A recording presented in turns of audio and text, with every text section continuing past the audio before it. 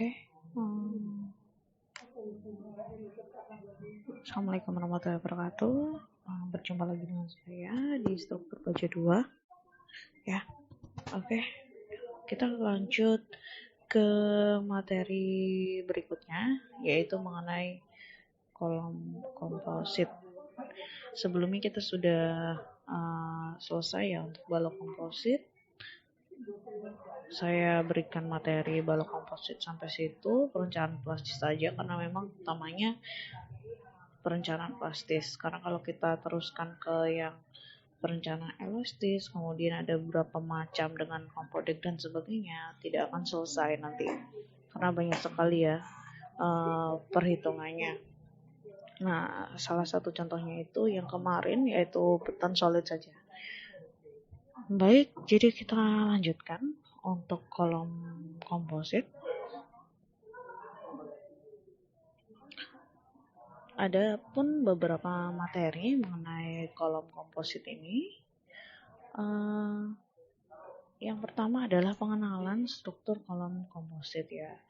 Jadi kita harus tahu terlebih dahulu apa sih kolom komposit itu, kemudian konsep dari kolom komposit ini seperti apa, dan beberapa peraturan yang ada di SNI Baja ya.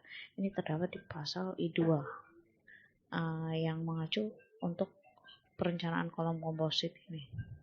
Jadi mungkin kita nanti hari ini lebih ke pendahuluan dulu, yaitu mengenai pengenalan, konsep, serta SNI. Beberapa tujuan materi kolom komposit. Yang pertama, mampu memahami pengertian struktur kolom komposit. Yang kedua, konsepnya. Dan yang ketiga, menghitung dan merencanakan struktur komposit kolom komposit. Oke. Nah, nanti dalam perencanaan seperti halnya kolom, perilakunya sebagai kolom, maka nanti ada kekuatan aksial ya, kemudian lentur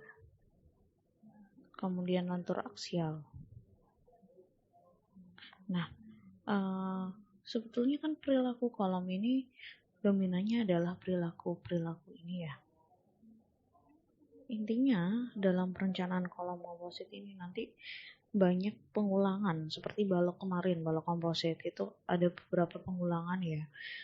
Contohnya pada momen nominal, mencari momen nominal baloknya itu sama, kita mengulang lagi struktur lentur seperti itu ya.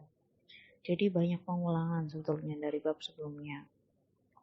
Namun ada beberapa modifikasi karena dia bekerja secara komposit.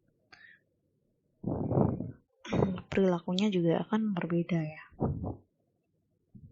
Nanti akan kita bahas. Kemudian pengembangan awal dari pengembangan kolom komposit ini, sebetulnya kolom komposit ini tidak berfungsi secara kekuatan. Jadi hanya untuk kolom arsitektural, secara arsitektural. Kemudian fungsinya, karena kolom WF itu secara arsitektural itu tidak menarik ya. Jadi perencana atau arsitek itu membalut kolom dengan beton. Nah, dari situ dan ada beberapa juga ya. Misalnya karena baja ini kan rentan terhadap kebakaran, rentan terhadap korosi. Nah, itu agar menutupi kelemahan tersebut, maka diselimuti oleh beton kolom tersebut. Namun kemudian dipikirkan bagaimana caranya agar merencanakan kolom tersebut itu tidak sia-sia. Jadi bukan hanya mampu sebagai penutup, bukan hanya mampu secara arsitektural, tapi bagaimana caranya agar beton yang menyelimuti baja tersebut itu mampu sebagai kekuatannya, jadi penambah kekuatannya. Sehingga dilakukan beberapa eksperimental dalam kolom komposit ini ya. Dan bagaimana meningkatkan kekuatan di samping tampak yang lebih rapi. Dan kolom komposit ini utamanya akan dapat memikul beban yang lebih besar ya dibandingkan kolom yang bekerja sendiri-sendiri, baja sendiri, balok beton sendiri, seperti itu. Dan karena menggunakan dua material yang berbeda, maka profil dari baja dapat direncanakan lebih kecil dibandingkan baja saja. Tetapi harus diperhatikan ya dalam memperhitungkan pada fase konstruksi. Kenapa? Karena biasanya kolom komposit ini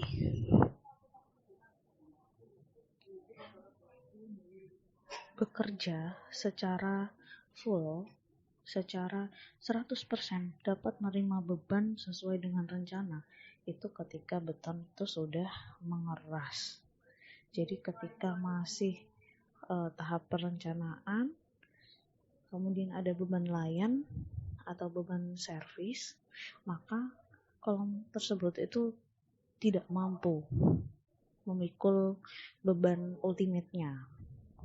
Karena kolom komposit direncanakan dengan kekuatan ultimate itu atau kekuatan nominalnya itu setelah menjadi komposit. Nah, kapan menjadi komposit? Ya, ketika betonnya itu sudah mengeras. Kalau betonnya belum mengeras, dia masih menjadi profil baja ya. Jadi bajanya saja yang bekerja. Betonnya belum bekerja.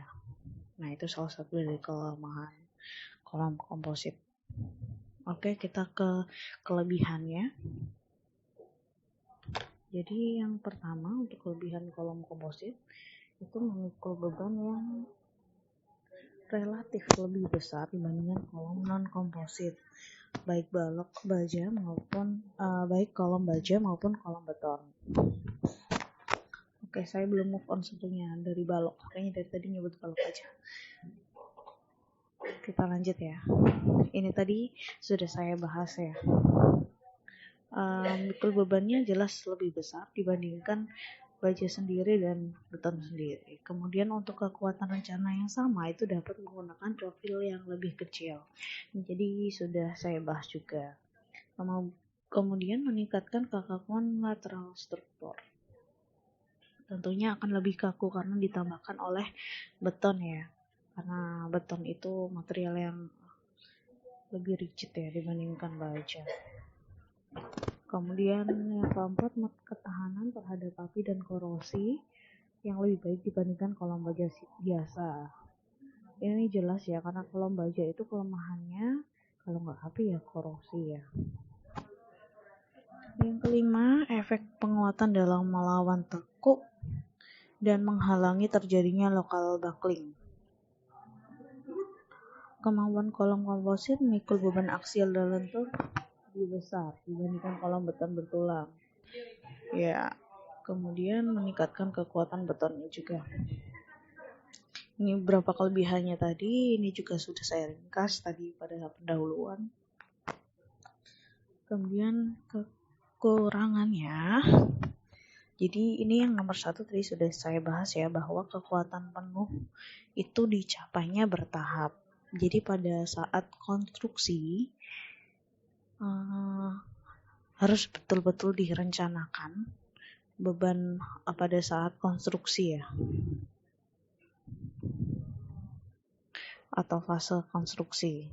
Karena proses menjadinya komposit itu akan selesai terbentuk menjadi komposit itu ketika beton mengeras. Jadi misalnya seperti ini.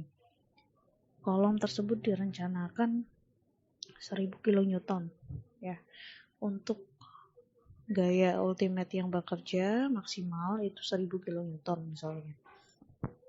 Nah, pada saat sebelum komposit itu tidak mungkin akan 1000 kN, bisa kurang dari itu.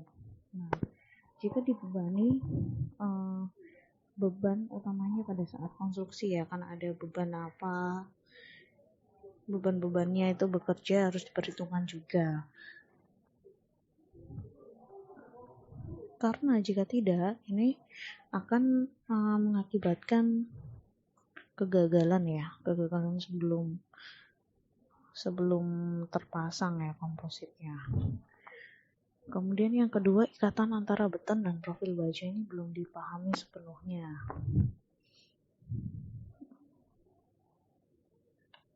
Kalau pengikatan ini sebetulnya masalah bonding antara profil baja dan beton ya. Dan formula yang sebetulnya kita gunakan di peraturan, kemudian di buku itu sebetulnya hanya empiris. Jadi masih pendekatan setelah dilakukan penelitian-penelitian yang ada.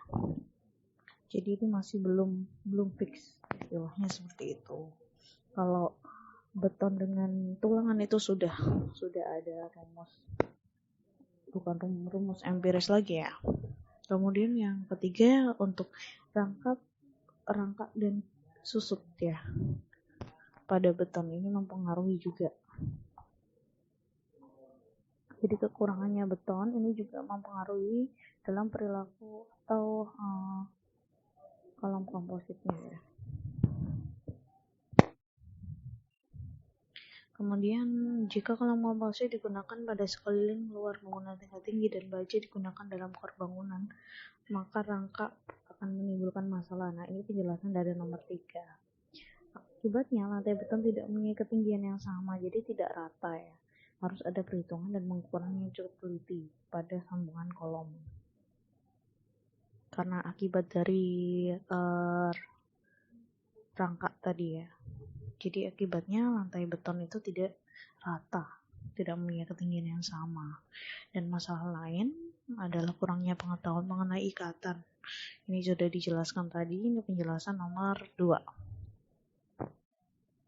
Hal ini penting untuk transfer momen melalui pertemuan balok kolom. Dan hubungannya dengan sambungan ya, karena sambungan itu sangat penting sekali. Kemudian selanjutnya secara konseptual, kolom komposit itu diklasifikasikan menjadi 2 ya. Yang pertama adalah kolom komposit terbungkus baja. Jadi kolom komposit terbungkus baja itu seperti ini ya, B dan C. Kemudian yang kedua, profil atau kolom komposit terbungkus beton seperti yang poin A yang di sini. Nah, ini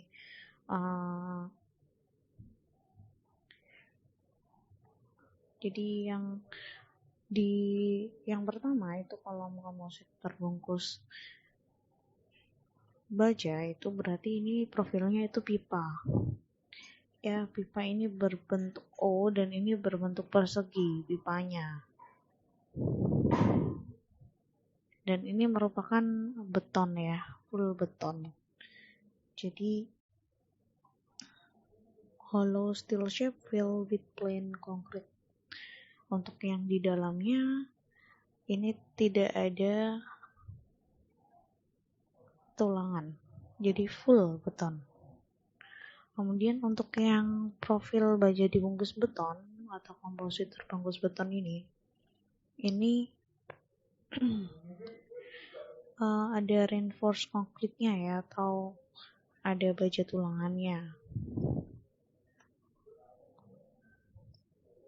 Nah, kira-kira mana yang punya lebih keuntungannya? Sebetulnya ini sama-sama punya keuntungan masing-masing, sama punya kekurangan masing-masing.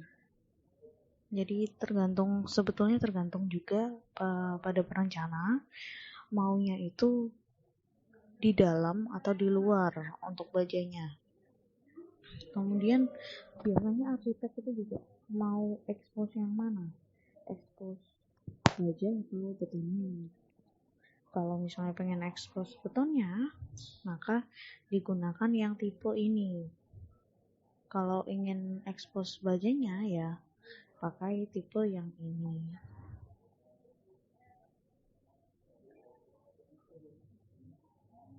Nah, keuntungannya selain itu, kalau menggunakan yang di dalam ini ya, kebanyakan tuh sebelumnya ini yang dipakai, profil yang ini. Jadi yang ini itu kan baja akhirnya terlindungi dari korosi, kemudian dari kebakaran gitu. Kemudian biasanya kan dilakukan pengecatan ya untuk melindungi dari korosi. Nah, akhirnya karena diselimuti beton akhirnya tidak perlu dilakukan coating atau semacam pengecatan untuk menghindari korosi tersebut.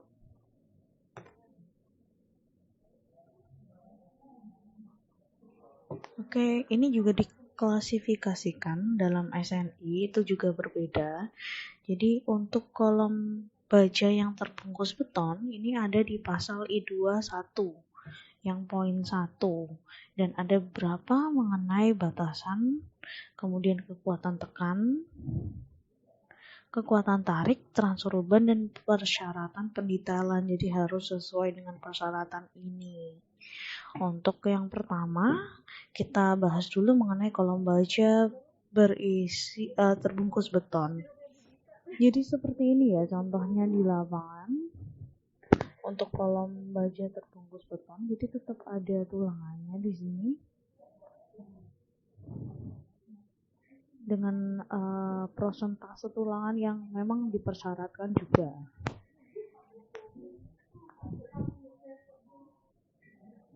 Oke. Jadi untuk batasan, kita ke batasan terlebih dahulu, kita bahas saja langsung ya. Nah, untuk batasan yang pertama di sini luas penampang melintang inti baja harus terdiri atas sedikitnya 1% dari penampang melintang komposit total. Nah, sekarang kita langsung coba saja satu profil. Jadi saya membuat untuk profil betonnya itu 300 kali 300 ya. Jadi misal seperti ini. Kemudian ini bajanya. Jelek ya. Ini 300. Ini 300. Lebarnya, tingginya 300. Nah, kemudian untuk dimensinya kita coba pakai profil WF 200-200 ya. Kita buka dulu untuk tabel profilnya. Misalnya pakai 200-200.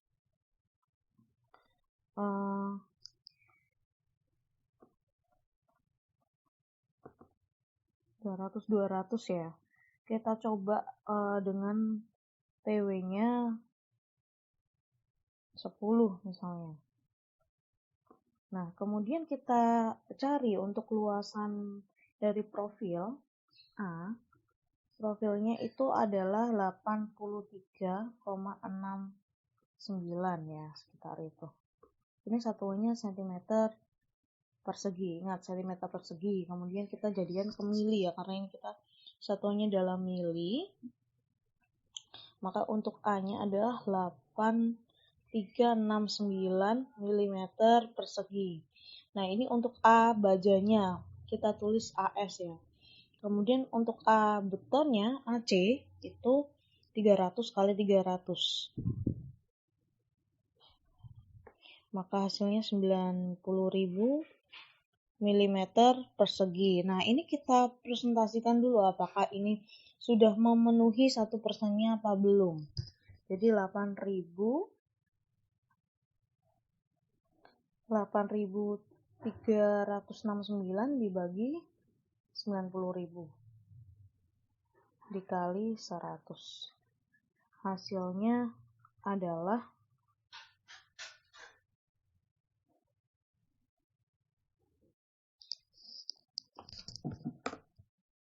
jadi untuk presentasinya adalah 9, sekian persen lah ya. maka untuk profil baja ini sudah memenuhi syarat karena lebih dari 1%. Kemudian yang kedua, ini hubungannya dengan pengikat lateral ya, atau sengkang. Jadi sengkangnya itu wajib digunakan juga. Jadi misalnya batang tulangan 10 mm untuk tulangannya, spasinya itu maksimum adalah 300 mm, tidak boleh lebih dari 300 mm. Kalau pakai 13 mm untuk sengkangnya, diameter sengkangnya, maka spasi maksimumnya adalah 400 mm. Jadi tidak ada perhitungan, langsung saja menggunakan ini. Persyaratannya seperti ini gitu, salah satu persyaratannya. Kemudian untuk yang C, rasio tulangan minimum sebesar 0,004 digunakan untuk penulangan longitudinal manerus, atau rasio SR-nya adalah persyaratannya 0,004. Jadi ASR dibagi AG itu luas batangan tulangan, ASR itu luas bruto komponen struktur kompositnya. Itu minimal adalah 0,004 rasionya. Kemudian ini adalah persamaan untuk kekuatan tekannya. Nanti akan kita pelajari pada perencanaan ya. Sekarang untuk kolom baja terbungkus beton. Terisi beton. Terisi beton ini untuk batasannya, yang pertama, luas penambang profil harus terdiri atas sedikitnya 1% dari total penambang komposit. Ini sama ya dengan yang tadi. Kemudian yang kedua, komponen struktur komposit beton harus diklasifikasikan untuk tekuk lokal sesuai dengan pasal I14. Dan tulangan longitudinal minimum tidak diperlukan. Jika tulangan longitudinal diberikan, tulangan transversal internal tidak diperlukan untuk kekuatan. Ini kekuatan tekannya, kekuatan tariknya, transfer beban, dan sudah ya ini untuk standar atau acuan yang kita pakai nanti dalam perhitungan kolom komposit. Baik, mungkin hari ini sampai sini saja terlebih dahulu. Jika ada pertanyaan bisa langsung WA ya. Fast respon WA. Baik, saya rasa cukup. Saya akhiri. Wassalamualaikum warahmatullahi wabarakatuh.